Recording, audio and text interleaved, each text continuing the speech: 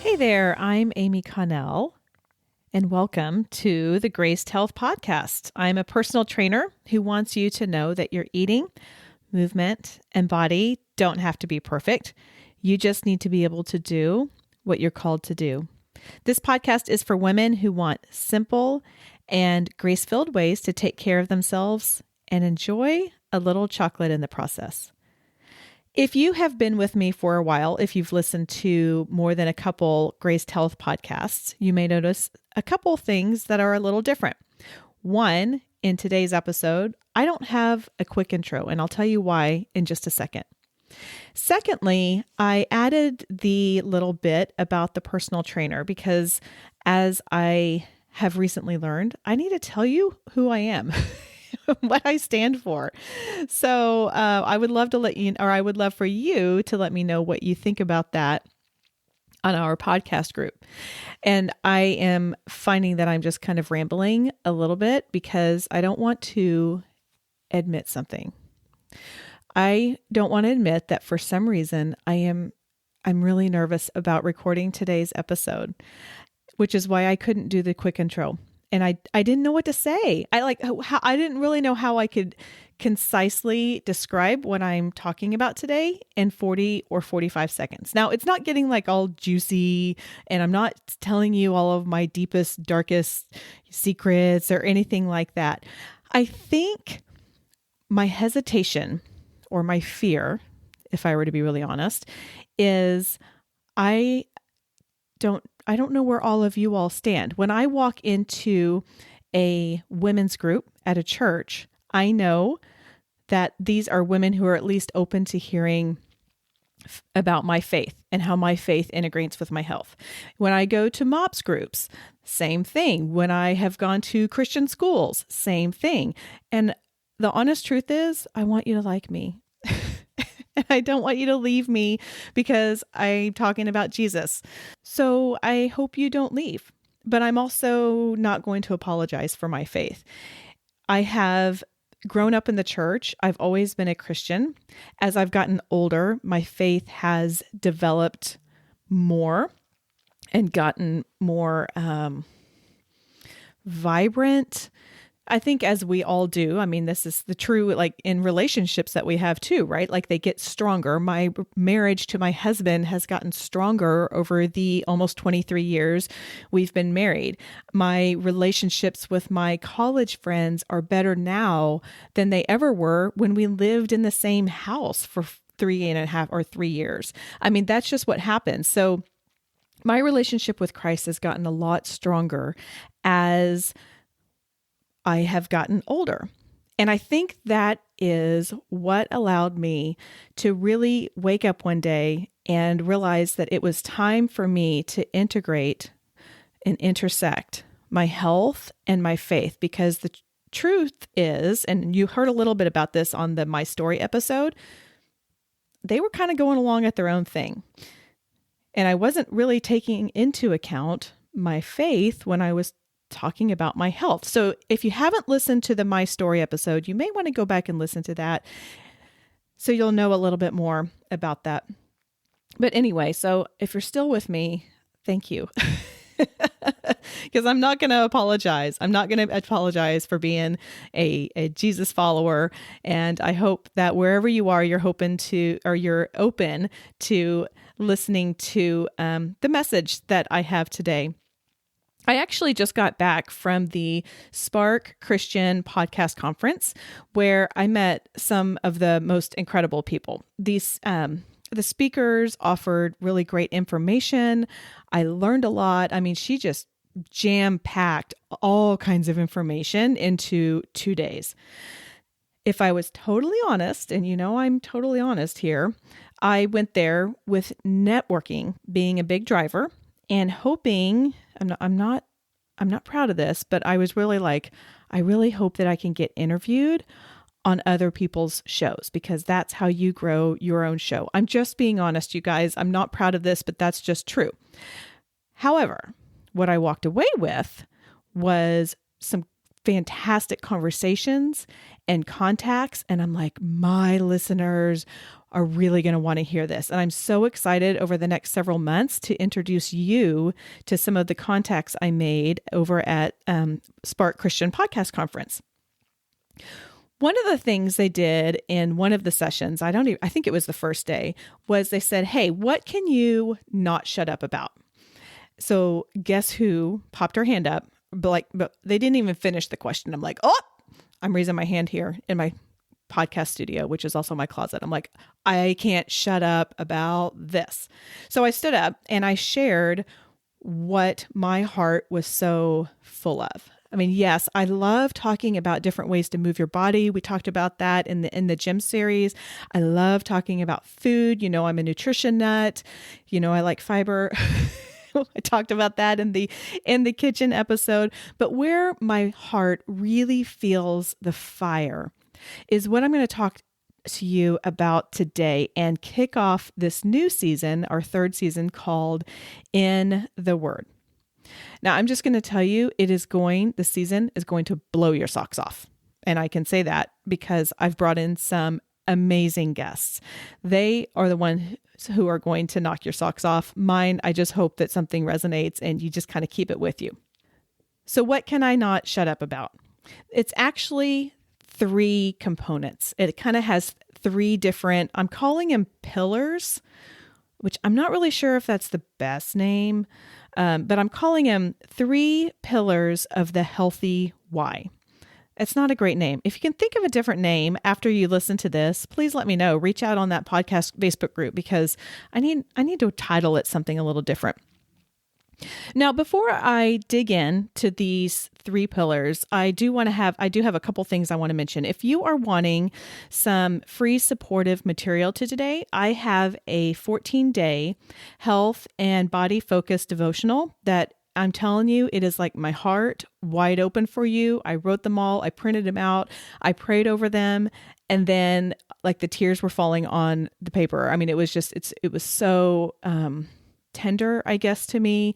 And when I started reading it again, this was several months ago, I thought, oh my gosh, I still need to hear this. So head over to gracedhealth.com/devotional and just tell me where to send it. So that's the first thing. Make sure that you get, if you don't have it already, the 14-day health and body image devotional. The second thing I really do want to recognize is some people may have very deep-rooted issues surrounding food in their bodies. Sometimes the scars and pain from our past can have a profound impact on our relationship with our bodies. I think I really didn't realize this to the fullest extent until I read the book Hunger by Roxane Gay. Highly recommend if you're wanting to learn a little bit more about that.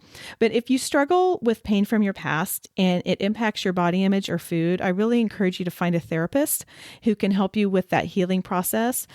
If you don't have one, then reach out to me and I can help you find one because I believe in the power of therapy. I believe in the power of helping people heal your pain. So that's the second thing that I do want to take note of. So let's get into these 3 pillars of the healthy why, which is a terrible name. And I know you're going to help me come up with a better name. The first pillar is not going to be any kind of surprise to you if you've listened to me, and that is we take care of our body so we can do what we're called to do. I know that sounds familiar because I keep saying it. So I have searched far and wide in Scripture. I have gotten on Bible Gateway. I've, done my research there. I've asked pastors and friends who know the Bible a lot better than I do. And this is the deal. I cannot find a height and weight chart or a BMI index, which I happen to loathe, and I won't get into that, but BMI is a bunch of malarkey. I have to say that because I'm talking about Jesus here. And I can't find anything that says we have to look a certain way. But I can find Scripture and I can find His Word supporting this first pillar. 1 Corinthians 6:19-20 says, "Do you not know that your bodies are temples of the Holy Spirit who is in you, whom you have received from God? You are not your own. You were bought at a price. Therefore, honor God with your bodies. And Romans 8:28 says, and we know that for those who love God, all things work together for good, for those who are called according to his purpose. So basically what we're learning here is we honor God with our bodies, our temple. That's from the first one. And then the second one is God has called us all for a purpose. For those who are called according to his purpose, we all have a purpose. We all have something we are created to be. So let me just talk for a minute about our calling. This can be on a couple different levels, and there's probably more than just these two, but these are the ones I'm going to focus in on right now. The macro level and the micro level. On a macro level, he may be asking you to do longer term things, bigger things that we think of. If you talk to a 5-year-old and it's like, well, what do you want to be when you grow up? And he's like, oh, I want to be a firefighter. Well, that's a macro goal, right? And of course, 5-year-old probably isn't the greatest of example. But right now, maybe your macro goal is to just shine his light in a really challenging corporate environment. Or maybe it's to be an advocate for your child, or just or volunteering for others, just loving on them. Maybe it's to be a stay-at-home mom, or a mom who homeschools, or being a teacher at school. The list is endless. You know this, but it's important to remember that each of our callings is unique, and they're all equally important because they were designated by God, by the creator of the universe, who has this ultimate plan for all of us. But I think just as important as those big macro goals are the little ones we experience every day. I've become online friends with a girl named Kathy. She's a single mama with just this darling little boy who's about 3 years old. And she just shares these tender, sweet moments of him laughing or just enjoying life. And she's just capturing this. And you can just see the relationship between these two is so, so special. Every now and then she shares that her why she takes care of herself, why she exercises, why she puts real God-given foods in her body is so she can work all day and then come home and be the best mom she can be to her kiddo. That's a micro goal. Like, what can I do today, right now, that will bridge me to the next step in my day? It's not looking beyond the day. It's just a little micro one. Maybe if it's a student, maybe it's just fueling your bodies with, good food and not having too many Sour Patch Kids or Takis or something like that, so you don't get tired when you're studying, or you can have the energy to stay awake to study at night, or whatever it is. Again, little micro goals. We just want to have the energy to take that next right step each moment of the day. Micro steps, micro goals. But whether or not these are macro or micro, or anything in between, we still need to have our health. We need to have enough energy to do whatever it is that we need to be doing, again, micro, macro level, to fuel our bodies as best as we can. For me, I need to have enough sleep so I can hang out with my teenager who comes alive at 11. I don't get enough sleep, clearly, because I'm going to bed at like 9:30 at the latest every night. I'm a man. I wish I could stay up with them. Or if you have littles, and again, this is a personal example, you can deal with potty accidents. This is when they were little, not now, obviously, but you can deal with potty accidents, without going into a room, closing the door, and screaming until you lost your voice. Yes, again, something that happened with me. I wasn't very well fueled. I just couldn't deal with it. But we're taking a big risk in fulfilling God's plan for us if we aren't taking care of our bodies on a daily basis, on that micro level as well as the macro level. Every day requires an A game. I don't even know very many people who are like, I don't really need to be on today. I don't have much going on. I hope you do have one of those days once a week, though, for your Sabbath. But besides that, most of the time, we've got a bunch of stuff going on. But if we feel, if we're talking about an A game, if we're talking, if we're saying like that's what you want to get a grade in, if we fill our bodies with D-level food and hardly have any movement, then we're not going to get that A game very well. There's a website, and I wish I could remember the name of it off the top of my head, that my son uses. And he can go in at the end of a semester and it'll say like, you enter in the percentage of your semester final grade. So say it's 15%. And then you say, okay, well, this is what I've made. And then this is what I want to make. And it will calculate exactly what you need to make on that final exam to achieve the grade you want. And every semester, I'm like, if you would have put a little more effort in the whole semester leading up to this, you wouldn't have this problem. So it's kind of like our health with those macro goals, like putting in that little bit of effort as we go, just a little bit is going to make a big difference. We don't have to make a 97 on the test to get an A in the class. We might be able to do the same level of effort that we've been doing, which is little bits, and that is what is good. I hope that makes sense. Okay, so that was the first pillar. We take care of our body so we can do what we're called to do. Pillar number 2 is taking care of our body is not the same thing as achieving a certain look. I used to say taking care of our body is not the same thing as having a perfect body, but what in the heck is that anyway? Like, I don't even know what that is. One of the things I love about social media is the body positivity and health at any size movement. Now more than ever, if we are intentional, we can see a variety of shapes and sizes doing all kinds of amazing things. And we also have to be intentional about what we are seeing. So if we are only following people who are giving us messages that you have to be perfect and your body has to be a particular size, it may be worth considering if that is speaking truth and joy into your life, or if it is draining you or making you feel like you are not worthy, because you are worthy. One of the accounts I love is Pretty Big Movement, which is an international plus size dance company. Now, just as a side note, I grew up dancing, and let me tell you, these girls can move. Oh my goodness. They're amazing. And they are exactly what they say they are.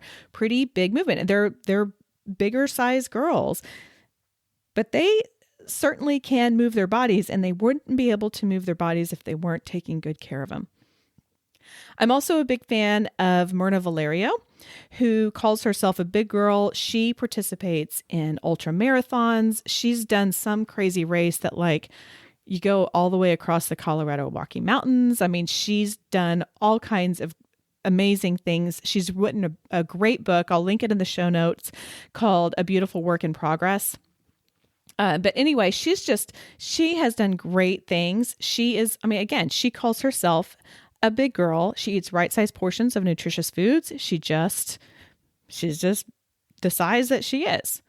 Now, none of these women may fit into the traditional version of what we think is healthy, but what they're able to do suggests otherwise. So the outside of our body is not always an indicator of how well the inside functions. Good health is not a certain look. And I will say I have done this and I don't know why I'm laughing. I think it's a nervous laugh. I've noticed I tend to do that. We can't visually assess someone's health. I will confess I have done that in the past. I wish I haven't. And it is simply untrue and unfair. You can be a big girl and be super healthy, or you can be skinny fat, and I'm putting that in parentheses, or depriving yourself of nutrients, even in the name of exercising a lot and eating healthy, and not being healthy. There's a lot of different ways, and I'm certainly not meaning to shame anyone or any process, but our bodies were meant to move. They were meant to consume the right amounts of food that God put in this earth.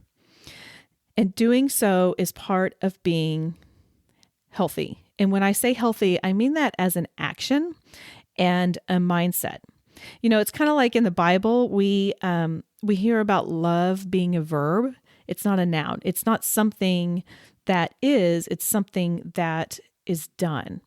And I think that health is something that is fluid and it is a verb. It's something that we're doing all the time. It's not necessarily like, here is your biometric, which says if you are healthy or not. So that's the second pillar. Taking care of our body is not the same thing as achieving a certain look.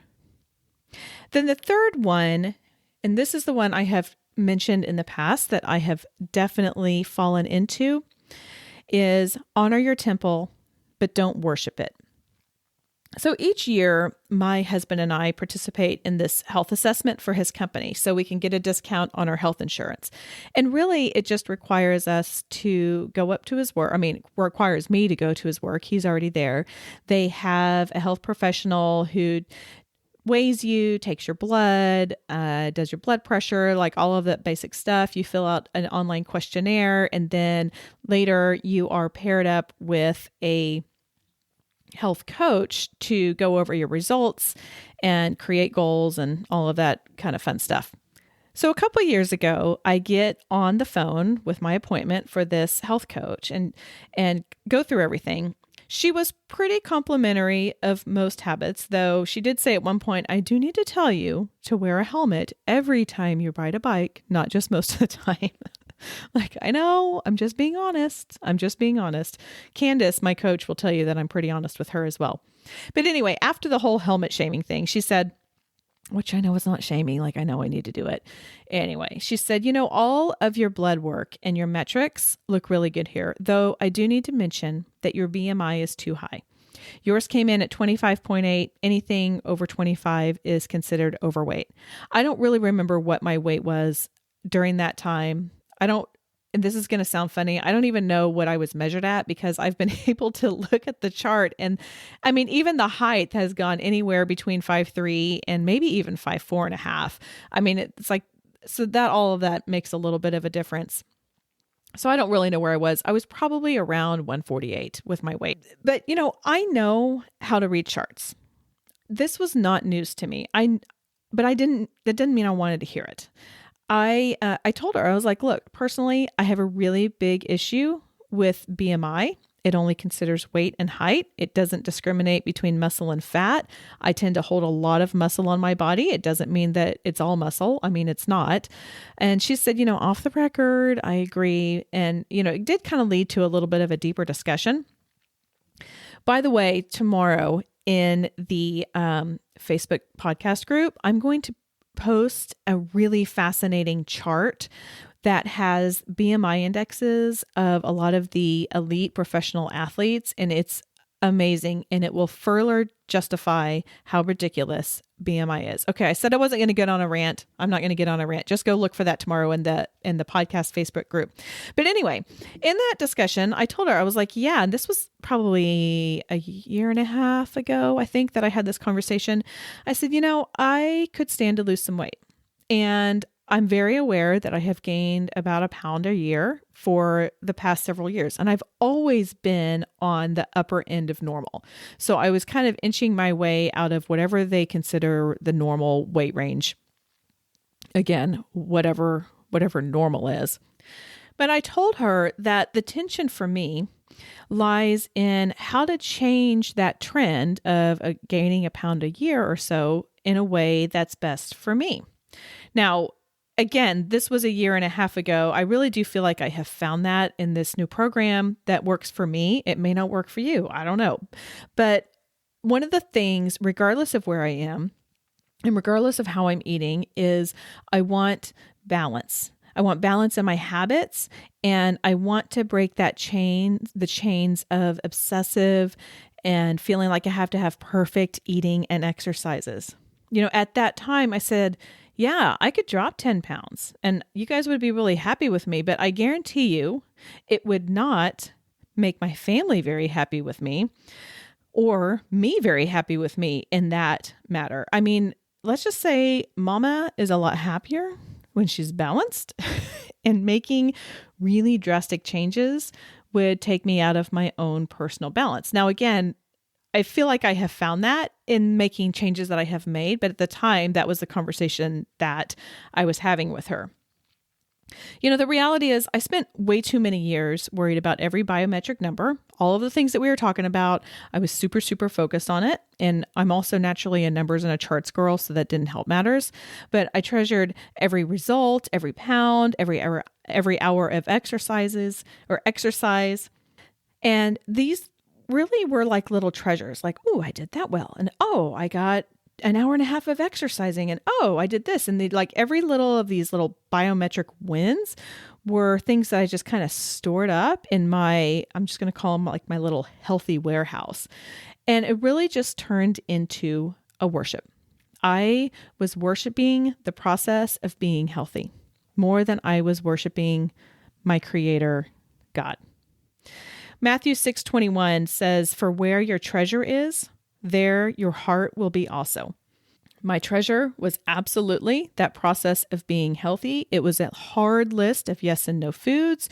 It was checking off, 60 minutes or more of exercise, 6 days a week. It was stepping on the scale. And I do want to be clear, none of those are wrong.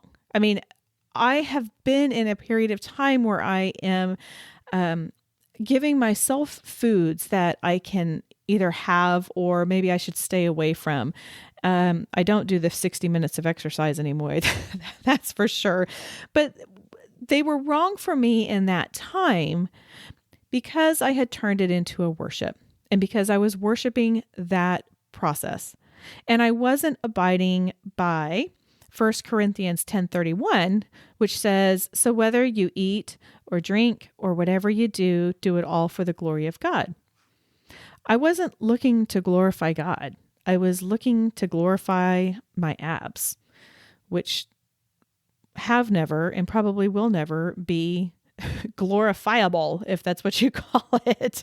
I wanted the glory. It was all about me. It wasn't about God. It wasn't like, oh, hey, let me, God, what can I do with this body that you've given me? It was, how good can I look so people can tell me I look good? And again, to be clear, I do believe there are times when we need to focus heavily on what we eat or how we move. If you've been listening for a while, you probably heard my interview with Candace Harris about the program that I'm doing with her. That's in the show notes. I can link it if you want. But I was very honest about when I did the review about how the first 6 weeks really had me thinking more about food than I wanted. But I was really attuned to where my heart was and really tried to make sure I was not obsessing over the process. And she really helped me with those steps. Anytime we try something new, we're going to spend more energy on it at first, but then we'll find our rhythm. Thankfully, I'm finding my rhythm, but it does take time. If you're new to the health journey, this might be one of those times. If you've had a recent health diagnosis where you need to drastically change things, it might be one of those times. Or, maybe you're like me and you're just kind of trying to change the mix of the foods you eat rather than what you eat. So all of these are fine. They're admirable. They're acceptable. I mean, I'm not shaming any actions at all. I'm not shaming anyone for anything, but I want to remind us that we've got to keep God at the center of our lives and the center of what we're doing, even from a health perspective, so we can give Him glory through the process. It's not what we're doing. It's where our heart is. It's where we give the glory.